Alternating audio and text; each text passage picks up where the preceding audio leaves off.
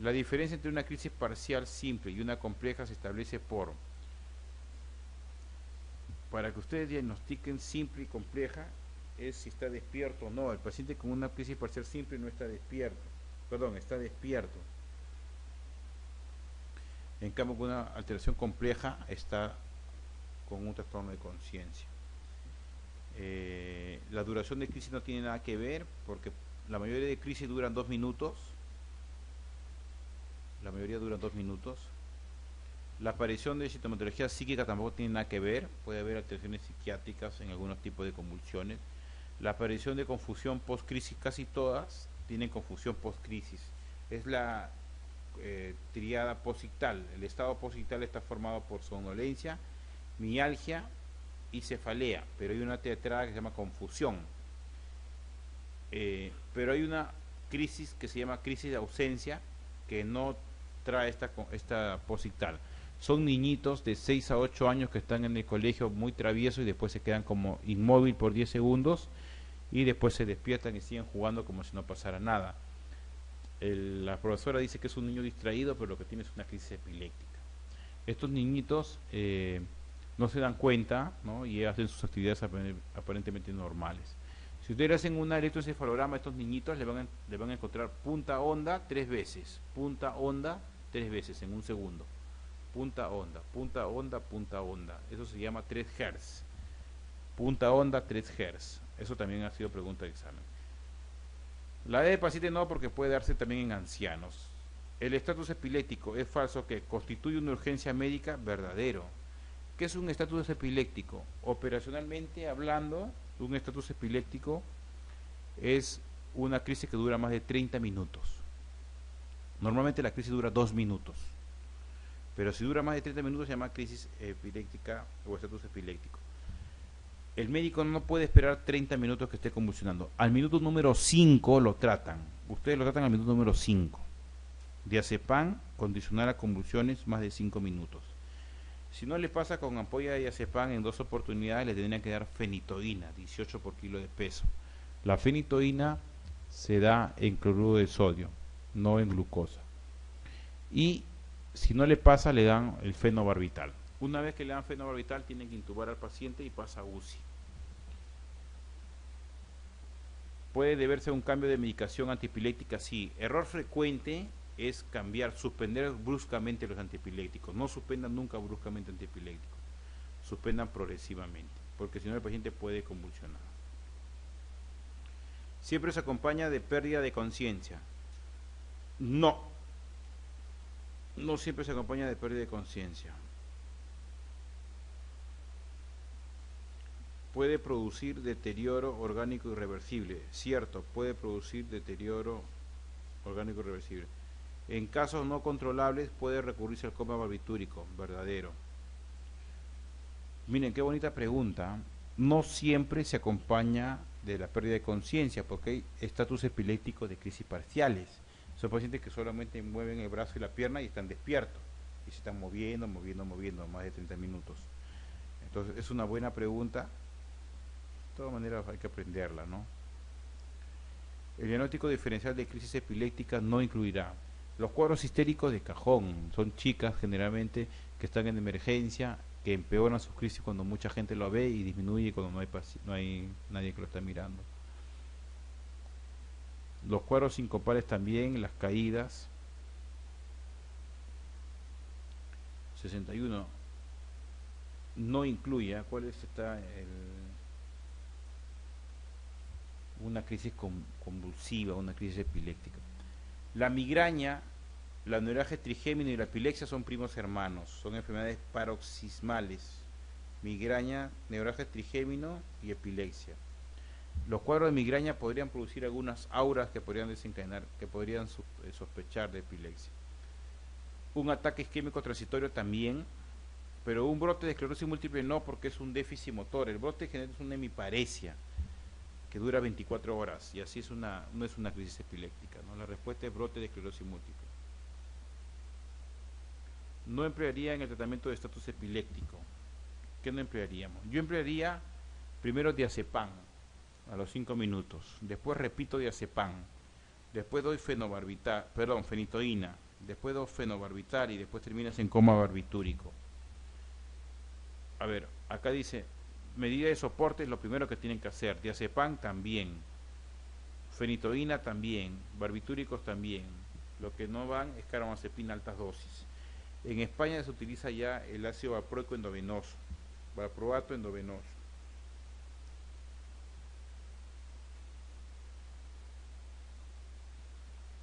Muy bien. El diagnóstico diferencial fundamental de la crisis de ausencia son, nuevamente, una crisis de ausencia son niños de 6 a 8 años que en el salón se pierden por 10 segundos. Es bien raro que un anciano tenga crisis de ausencia. El diagnóstico diferencial es con, el paciente por momentos está estable así. Cuadro sincopal no, se cae el paciente con cuadro sincopal, se cae. Y cuando se cae se despierta porque la irrigación llegó al cerebro. Una crisis parcial secundariamente generalizada. ¿Qué es parcial? Que se mueve un brazo, se cae y después se empieza a mover las cuatro extremidades. En cambio, una crisis de ausencia solamente se queda un rato paralizado y eso es típico de una crisis atónica, que es lo más aún. En un anciano puede tener más crisis atónica y un niño puede tener crisis de ausencia. La hiperplasia gingival, hirsutismo, por no decir también la osteoporosis, por no decir el acné, se ve típico con el uso de la fenitoína.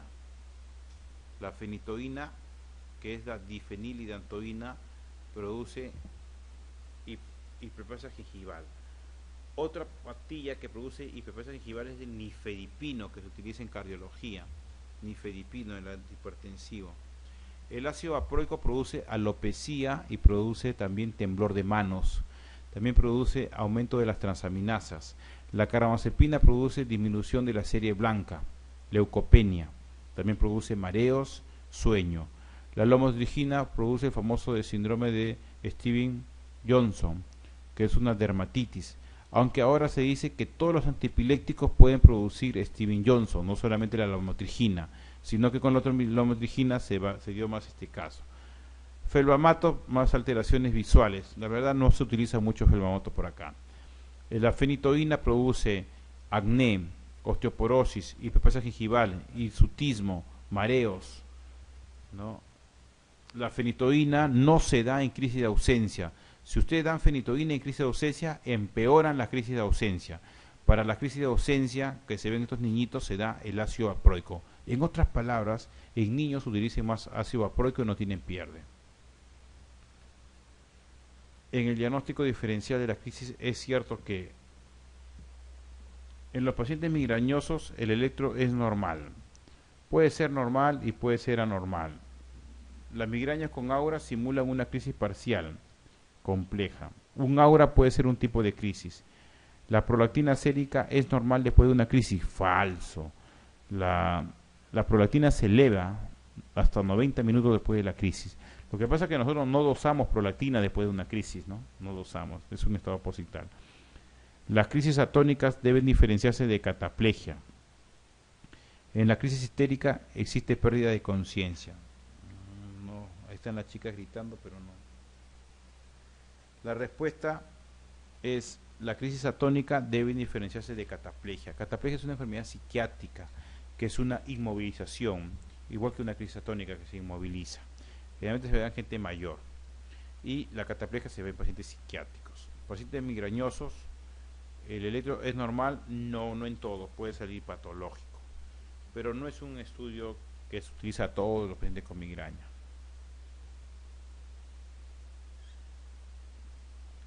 La cefalea más frecuente de todas las edades es, si yo no vería la respuesta, dos son las cefaleas más frecuentes: la cefalea tensional y la cefalea migrañosa. Pero de lejos la cefalea tensional es más frecuente que la cefalea migrañosa. Y acá los hace más fácil a ustedes porque separa la migraña con aura y sin aura. Una migraña sin aura es una migraña sin alteraciones visuales. Una migraña con aura es una migraña con alteraciones visuales. La más frecuente es la migraña sin aura, o sea que no avisa. El 20% de pacientes con migraña sí les avisa. O sea, el 20% tiene aura. Es más fácil que les avise, porque si les avisa, toma una pastilla para el dolor y les calma más rápido. pero la mayoría no les avisa. Muy bien, descansen 5 minutos. Acá terminamos con esta. Se denomina migraña de Bickerstaff. Esta es una pregunta que es o sabes o no sabes, nada más. O sea, es Bickerstaff. Hay una encefalitis de Bickerstaff, que es otra cosa. Es un paciente con Guillain-Barré que va ascendiendo su cuadriparesia, llega hacia los ojos, se vuelve ojos paralíticos y después por mecanismo inmune produce una encefalitis. O sea, el paciente tiene trastorno de conciencia, se duerme. Después mejora la parte cognitiva, mejora los ojos y empieza a levantar los brazos y la pierna. Ese cuadro se llama encefalitis de Bickerstaff. Pero acá les piden migraña de Bickerstaff. No. Entonces acá por mnemotecnia, BB nada más, no hay otra, no sé cómo más pueden aprender. Este es un epónimo, es una migraña basilar. Una migraña basilar es una migraña del tronco encefálico por la arteria vértebro-basilar. La característica es vértigo, inestabilidad y cefalea. Una migraña con aura es una migraña que es en el 20% de los migrañosos, avisa con una lesión, una alteración visual. Lucecitas, luces centellantes, escotomas, en algunos casos desaparece toda la agudeza visual. Migraña oftalmoplégica es una migraña que se da en niños, que se paraliza en niños, la oftalmoplégica, si tienen cuadro de niño, histamínica o de Horton, y sin aura, que es lo más frecuente. Bueno, continuamos con cefalea. Las cefaleas más frecuentes son tensional, después vienen las migrañas. Tensional generalmente es en hombres, migrañas generalmente en mujeres. Tensional generalmente a partir de los 40 años para adelante, migraña en mujeres de 20 a 40 años. Tensional no hay un componente hereditario, migraña sí lo hay. Acá nos preguntan otro tipo de cefalea que no es tan frecuente, le llaman cefalea en racimos. Señale la falsa. Sí. En las migrañas puras, cuando alguien duerme, pasa el dolor de cabeza. En la cefalea de racimos, al contrario, cuando duerme, pues, aparece el dolor de cabeza. Esto es verdadero. 68 es verdadera. La D es verdadera, ¿no? Es una gran diferencia entre una migraña. La migraña pasa el dolor durmiendo, la de racimos empeora durmiendo. Ajá, sí, estamos haciendo descartes. Después, en la migraña se desencadena por queso y vino. Queso, Ajinomoto, vino y chocolate en migraña. En racimos se puede desencadenar con alcohol. También es verdadera, se desencadena con alcohol. La migraña se trata con triptanes, naproxeno sódico también, triptanes y tratamiento preventivo, o sea, 4 meses de tratamiento preventivo. La cefalea en racimos es una de las pocas que se trata con esteroides, con corticoides. Otra que también se trata con corticoides se llama la cefalea de la arteritis de la temporal, que es una cefalea que se da a mayores de 50 años y tiene el BCG elevado, también se trata con corticoides. La migraña se da en mujeres, la cefalea en racimos se da en hombres. La migraña da en un solo lado de la cabeza, la cefalea en racimos también da en un solo lado de la cabeza. O sea, la respuesta es la E, por descarte, siempre es bilateral. Al fin y al cabo, estas respuestas de siempre y de nunca hay que siempre tenerlo ahí pendiente. De las siguientes entidades, ¿cuál se asocia a una polimialgia reumática? Es lo que le decía, un antecedente de cefalea. ¿Cuál de todos produce cefalea?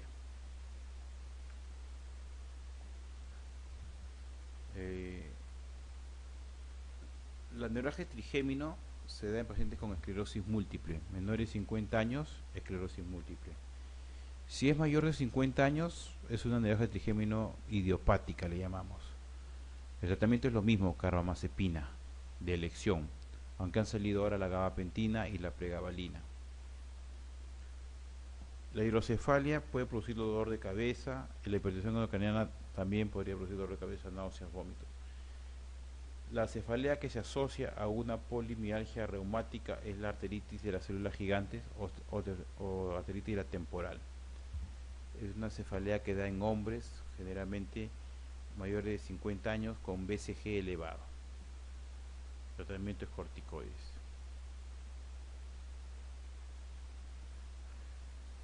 ¿Cuál de estas cefalea se presenta habitualmente de manera sobreaguda o subaguda o rápida, ¿no? Bueno, esta está sencilla, esta pregunta, así podría venir en un examen, ¿no? ¿Cuál es una cefalea rápida?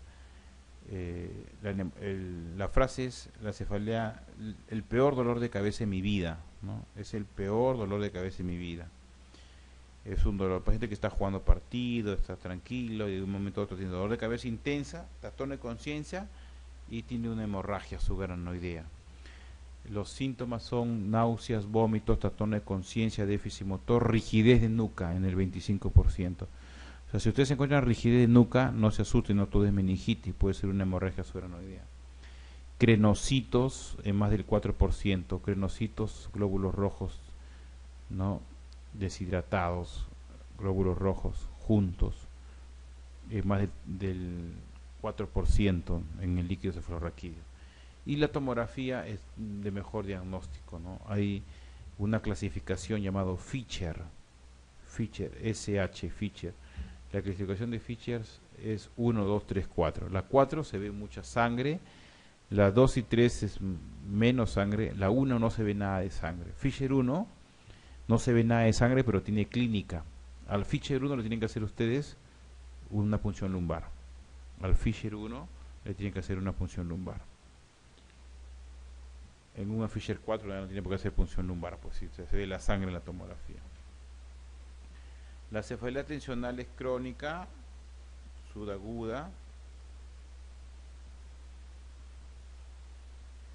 La cefalea por abuso de analgésicos es algo frecuente porque los pacientes toman a cada rato pastillas para el dolor de cabeza. La arteritis de la temporal se produce en personas, hombres mayores de 50 años con BCG elevado. La cefalea secundaria en acceso cerebral existe, pero no es lo más frecuente.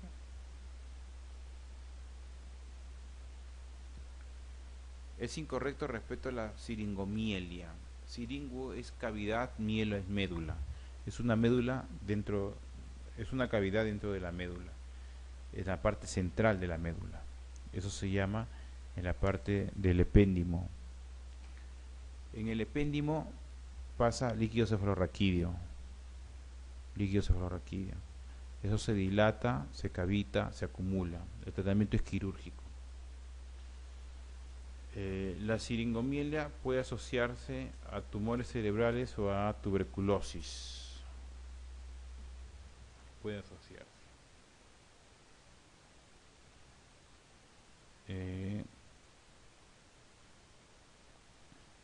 Puede acompañar también de parálisis de cuerdas vocales si es más arriba. Eso ya se llamaría siringobulbia. O sea, el mejor término es siringobulbia, podría ser en este caso. Se puede asociar también a malformaciones cráneocervicales. Se caracteriza por una pérdida de sensibilidad dolorosa y posicional. No, es una pérdida de la sensibilidad dolorosa y térmica. La posicional pasa por los cordones posteriores. Posición es igual a decir diapasón también, vibración. Una intervención quirúrgica descomprensiva podría mejorar el cuadro clínico. Al inicio sí. Acá se caracteriza por una pérdida de la sensibilidad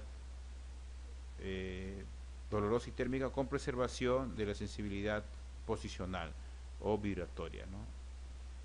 Lo que preserva es la parte profunda. Tabes dorsal es igual a decir neurosífilis. Tabes dorsal. Imagínense la médula partida, ¿no? Un corte transversal, y la parte posterior se llama cordones posteriores. Ahí está la, el germen de la sífilis. Bueno, en un tabes dorsal ustedes van a ver alteración de la posición y de la vibración, los dos, posición y vibración. Posición y vibración. Se puede asociar a una pupila de Algy-Robertson. El tratamiento es médico. Y acá está la normativa D. Existe una pérdida de la sensibilidad posicional y vibración. ¿Qué es vibración? Diapasón. Diapasón, el movimiento del diapasón. Eso no lo siente el paciente porque el problema es en cordones posteriores. Fascículo de Golgi-Burdash.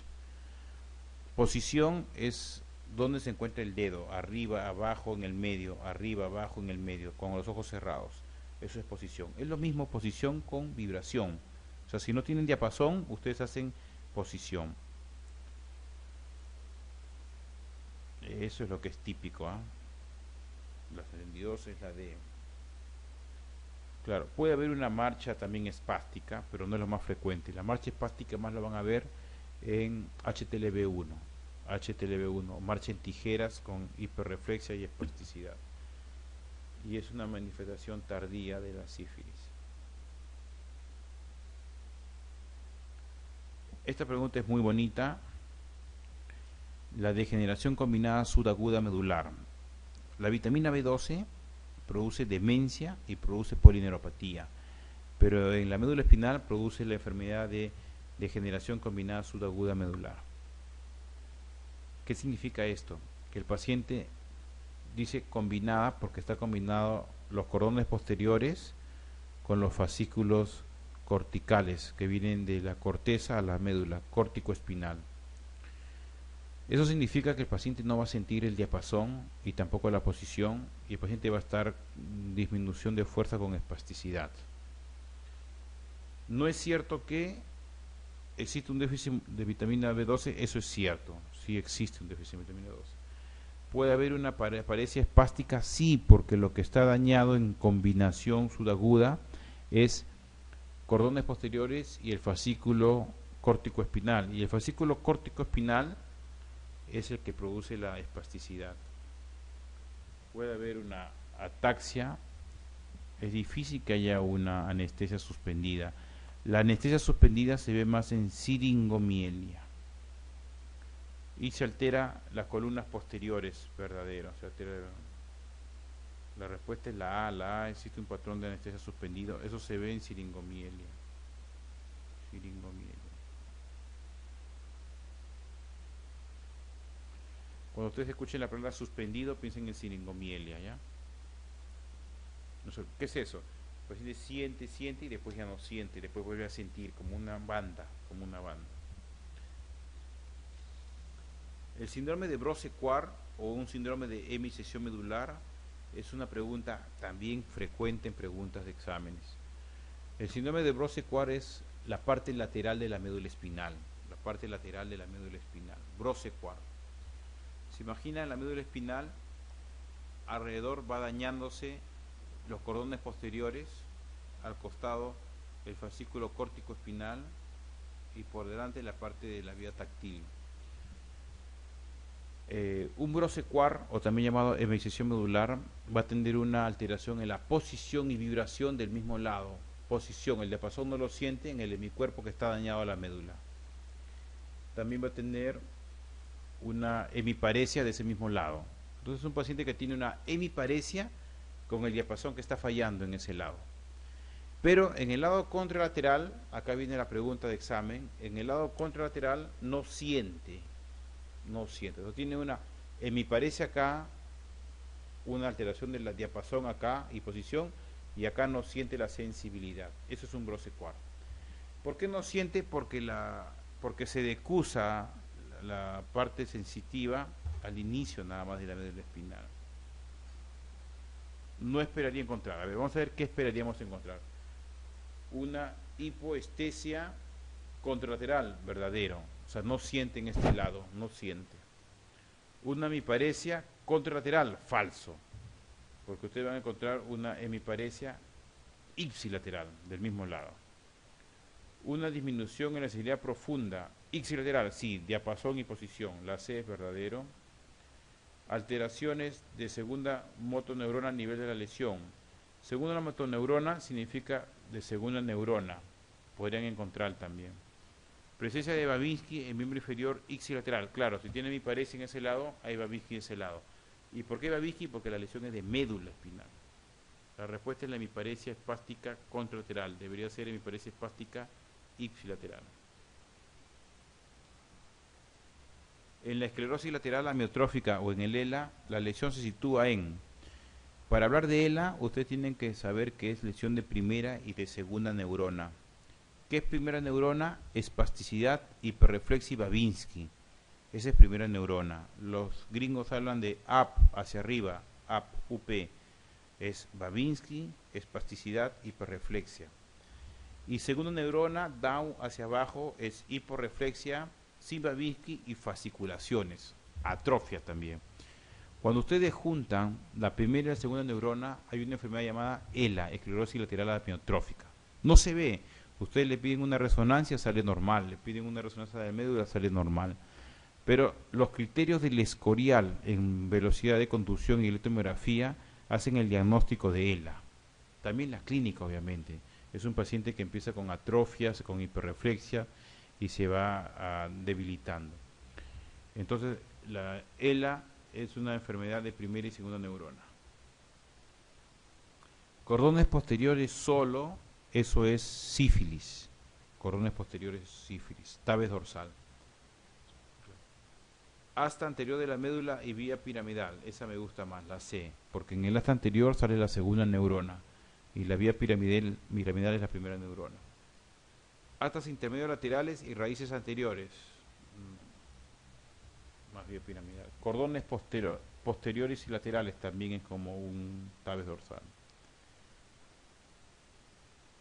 La respuesta en la 75 es la C, asta anterior medular y vía piramidal.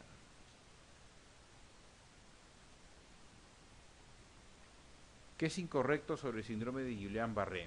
¿Qué es incorrecto? El síndrome de Guillain-Barré es, imagínense, como una polineuropatía, pero rapidita. O sea, una lesión de segunda neurona. O sea, hiporreflexia sin Babinski, fasciculaciones, atrofia.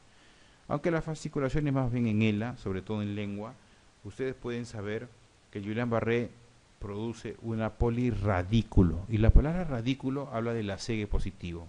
Es bien raro que ustedes tengan un Guillain-Barré sin la segue. La segue es levantar la pierna y que le duela. Es bien raro. Entonces, ¿es una polirradículo neuritis? Sí. Ese es verdadero. ¿Qué más encontramos? El diagnóstico es eminentemente clínico. Ustedes tienen que examinar y decir, es un síndrome de Guillain-Barré. Pero a la semana ustedes pueden pedir líquido cefalorraquídeo para encontrar la famosa disociación albúmino-citológica. ¿Qué cosa es una disociación albúmino-citológica? Es aumento de las proteínas con células normales. La disociación no ocurre en el 100%, verdadero, no ocurre en el 100%. El pronóstico empeora en la forma axonal del síndrome, verdadero. El pronóstico, Guillain-Barré, la mayoría son desmielinizantes, son las que más mejoran, pero cuando ustedes tienen una axonal, ese es de más pronóstico. Axonal es más pronóstico. Los pares craneales no se afectan en esa enfermedad, falso. El par craneal se puede afectar sobre todo el par craneal número 7, que es el par craneal más frecuentemente afectado. Produce una parálisis facial bilateral llamada diparesia con D, diparesia facial. Una de las causas más frecuentes de muerte es la embolia de pulmón. Claro, el paciente no se muere por Guillain-Barré, sino por tromboembolismo pulmonar, como hay una estasia a nivel del miembro inferior.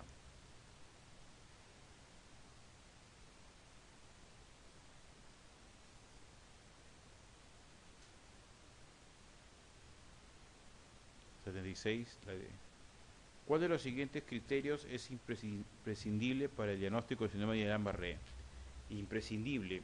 Bueno, lo que nos hace dudar de Guillain-Barré es que sea una cuadriparesia asimétrica. Las cuadriparesias tienen que ser simétricas, empezar en ambos pies y cuando está por la rodilla subir por las manos. Eso es lo usual. Cuando usted lo examina tiene que tener la CEGE, por ahí una parálisis facial bilateral. Lo imprescindible sería algo ascendente y simétrico. Vamos a ver. ¿Qué más nos dice? Dice, debilidad de la musculatura progresiva ascendente. Veremos. Enlentecimiento de la velocidad de conducción nerviosa en el estudio del nervio. Disociación albúmino-citológica del líquido suprarraquídeo. Existencia de disautonomía. Afectación de la musculatura respiratoria. Es una muy buena pregunta. Vamos a tratar de descartar. Disautonomía significa presión alta, presión baja, taquicardia, bradicardia. Eso se da en Guillain-Barré complicado, Guillain-Barré axonal. El tratamiento es hidrocortisona. Más aún, la disautonomía es mal pronóstico también. Eso no es imprescindible. La disociación albúmino-citológica se da en la primera semana, pero no se da en todos. La afectación de la musculatura respiratoria es un signo de mal pronóstico, pero tampoco se da en todos. En el enlentecimiento de la velocidad de conducción recién empieza a partir de la tercera semana. Escuchen lo que digo. La velocidad de conducción y la electromiografía se hace a partir de la tercera semana, no de inmediato. Por eso que el diagnóstico es eminentemente clínico y ustedes tienen que ver la debilidad muscular progresivamente ascendente. El diagnóstico de Guillain-Barré, como el Parkinson y la migraña y la crisis epiléptica, es clínico. Clínico.